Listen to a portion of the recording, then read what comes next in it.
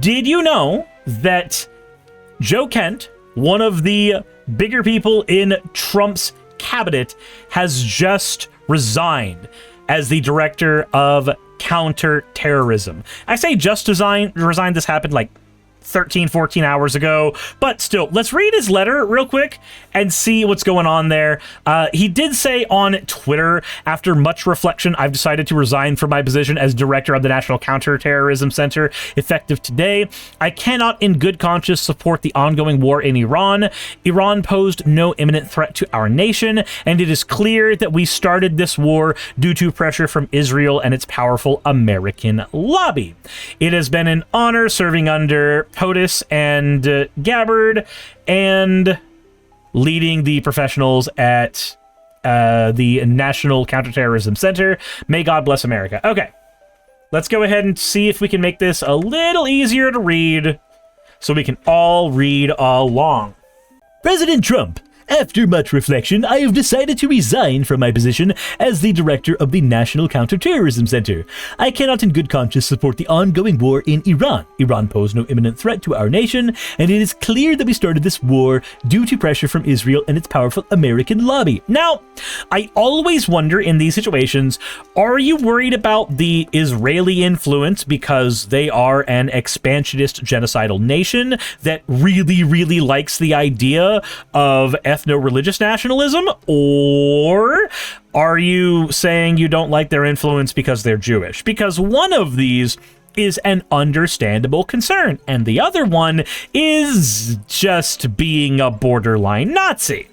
They support the values and foreign policies that you campaigned on in 2016, 2020, and 2024, which you enacted in your first term. Until June of 2025, you understood that the wars in the Middle East were a trap that robbed America of the precious lives of our patriots and depleted the wealth and prosperity of our nation. I guess this is the way a nationalist views war. Like, I view war as bad because I think that signing up, feeling like you have to sign up to kill people in order to survive, in order to receive medical care, I feel like that is a horrible system that has been enacted by the United States. A lot of countries do it.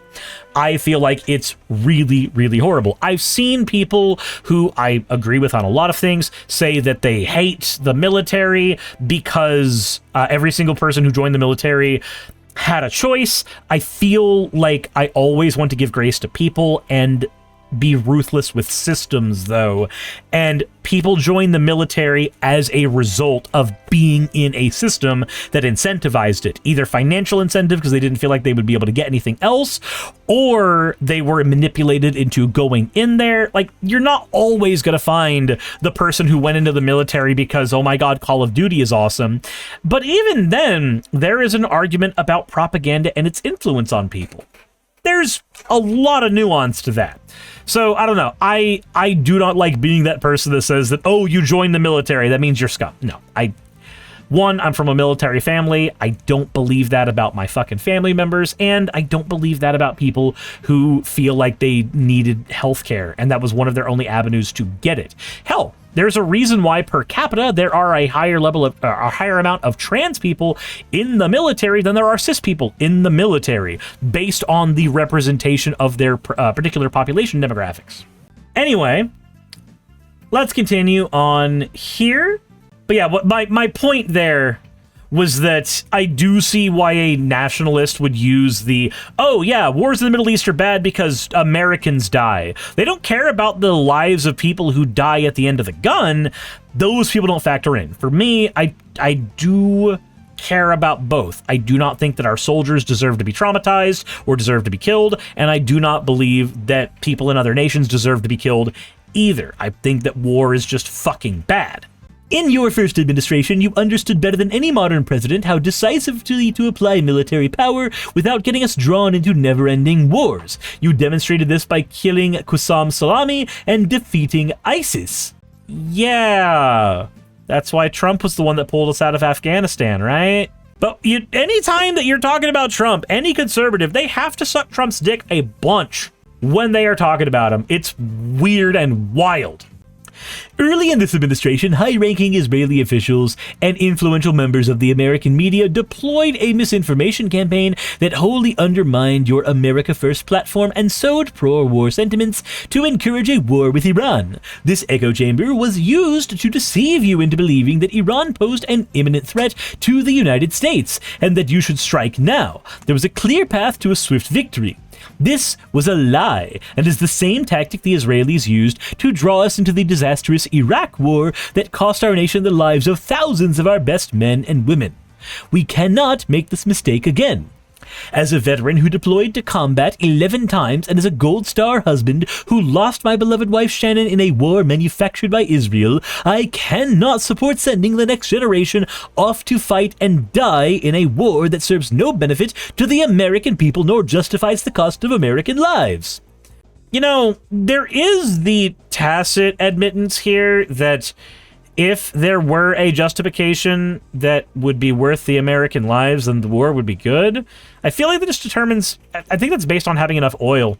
If there's enough oil, then maybe that would be worth Americans' lives. Anyway, gas prices are almost at $4 a gallon right now here in Georgia. That's fantastic. I pray that you will reflect on what we are doing in Iran and who we are doing it for.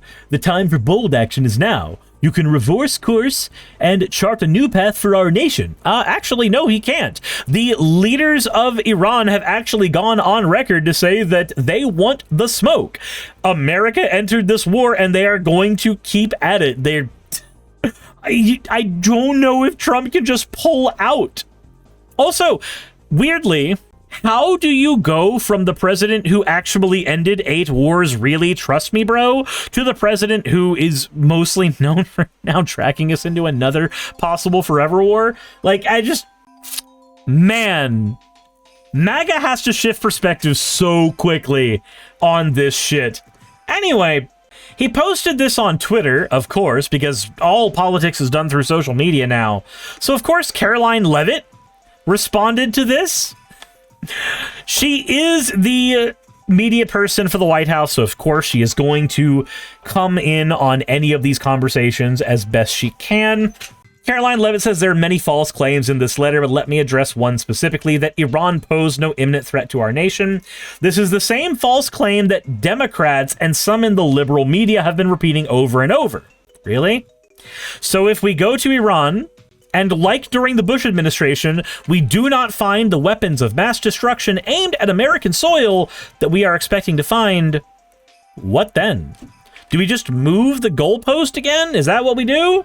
Do we just justify the lives that we have completely erased solely because you can move the goalposts once more? Okay. Justice says Dube was the director of the U.S. Counterterrorism Department. Yeah, he would have been in a world where Trump actually put experts in their positions. He would have been the one who knew, not the fucking press secretary. As President Trump has explicitly and clearly stated, he had strong and compelling evidence that Iran was going to attack the United States first. You mean, like, why we invaded the Middle East? Like, okay, 9/11 happens. We go and attack the Middle East, and then we stay in there for fuck ever to prevent it from attacking us ever again. Or some shit. Honestly, does anybody remember why we stayed in there as long as we did? Does anybody remember why? Dorito says, remember, Cyrus, we obliterated Iran's nukes a year ago, so they don't have WMDs? Yeah, either the administration lied about that or something else. Show us the compelling evidence. Yeah, show us that evidence. Also, again, the counterterrorism guy would be the guy who would know about that, right? Dorito Dave says, we stayed in so long because of mission creep. You may need to define that.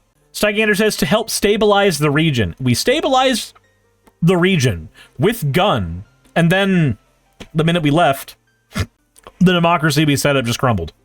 The WMDs are back.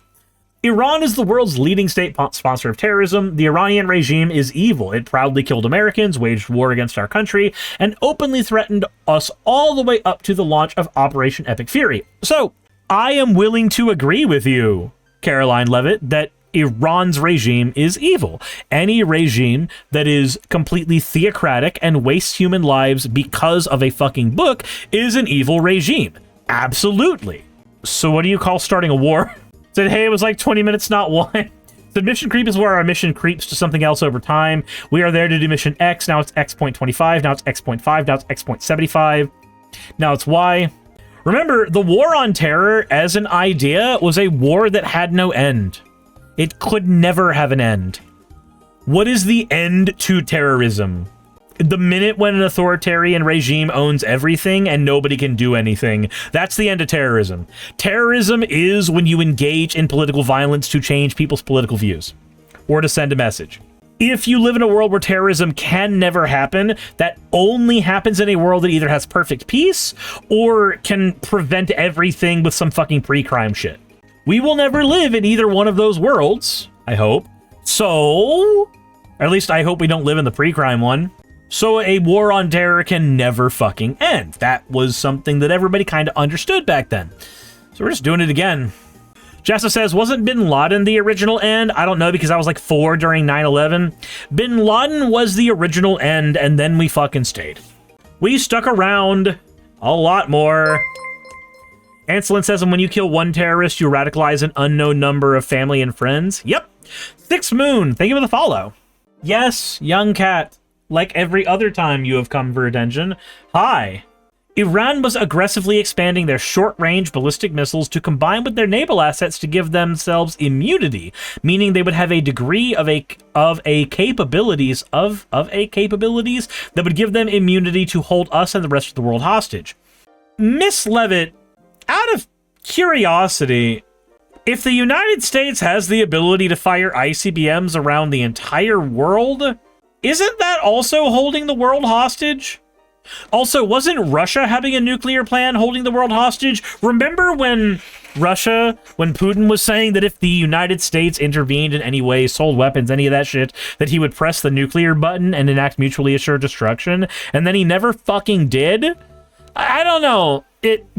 Is the idea that just like anybody besides the US having access to nuclear weapons is automatically holding the entire world hostage, but like uniquely America never can be the one holding the world hostage with them? It's a strange concept to me. Dorito says, Bin Laden was the first end, then the last end, then if relevant, cause we changed who we were targeting, which is mission creep. Jess says, Caroline, why is the rest of the world not freaking out over this mutually assured destruction? The regime aimed to use those ballistic missiles as a shield to continue achieving their ultimate goal, nuclear weapons. The president, through his top negotiators, gave the regime every single possible opportunity to abandon this unacceptable course of permanently giving up their nuclear ambitions in exchange for sanctions, relief, free nuclear fuel, and potentially economic partnerships with our country. But they would not say yes to peace because obtaining nuclear weapons was their fundamental goal. Again, I feel like that may not be accurate. It's not that I don't believe that those talks ever happened. It's that I don't believe Caroline Levitt's version of those talks. All of this led to President Trump arriving at the determination that this military operation was necessary for U.S. national security, which is why he launched the massively successful Operation Epic Fury. The Commander-in-Chief determines what does and does not constitute a threat, because he is the one constitutionally empowered to do so. Yeah, checks and balances be damned, I guess. And because the American people went to the ballot box and entrusted him alone to make such final judgments.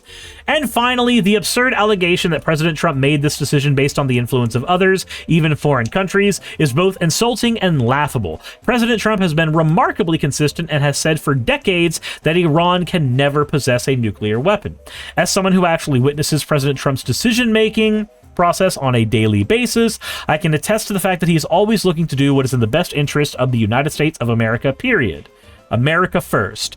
Ma'am, isn't that the exact reason why he's talking about trying to claim Cuba? He's talking about taking over fucking Cuba right now. Like, I'm sorry, but I feel like he doesn't have America's interest at heart. I feel like he has the interests of his legacy at heart more than anything. Anselin says, take away the hand puppets and he will still negotiate with the voices in his head.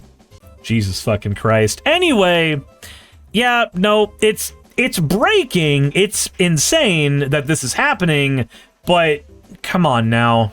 Come on. You know why this is happening. We all know that the reason that Trump is attacking Iran has nothing to do with United States interests. It has to do with the interests of Israel. The writing's on the fucking wall on that, guys. Hey, you made it to the end. I want to give an extra thanks to the patrons who allow me to do this full time. I want to thank Aaron Rail, Astral, Blitzkrieg, Jemshin, Poundini, Red Joker, Victoria, Jonas, Craig, Tarika, Fireshard, Smiling GM, John, Dren Hadamada, Creeper, Sagitta, you know I'm not saying that last part, Sylvie Snow, Valis of Seraph, Ottoman Angel, Rooster Rachel, and Fire Panda, who are all my $20 and up patrons.